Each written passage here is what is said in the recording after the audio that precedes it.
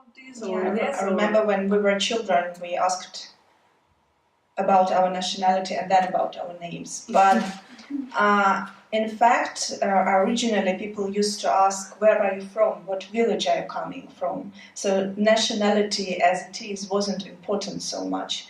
The background was important, because if you know the village the person is from, you can say a lot about his mentality, character, about his job, because each village used to have its own specialization.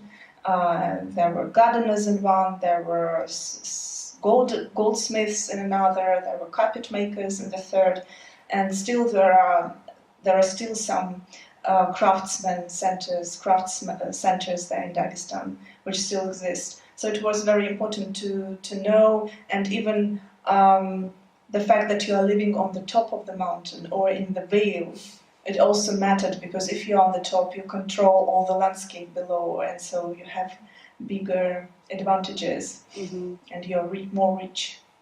Interesting.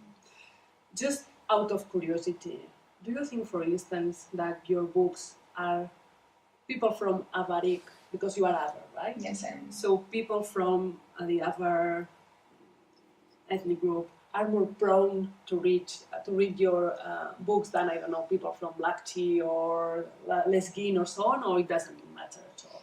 I can't say so, because my characters belong to different ethnic minorities, and all of them are represented negatively and positively, and so there were some attempts to accuse me of being, for example, kumikophobic or lesbophobic, but it's impossible, because I'm avarophobic more than kumikophobic. And so the main thing was that when I began writing, there was no literary landscape. Nobody wrote about everyday routine life in Caucasus. There were journalistic reports about counter-terrorist operations. There was poetry. There were stories and novels by Russian soldiers who came there to fight in Chechnya, for example, and they expressed their experience, but nobody from the locals dared to write about everyday life.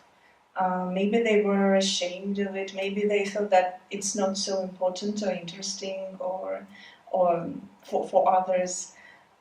So even I, when I started writing about it, I hid behind the male pseudonym.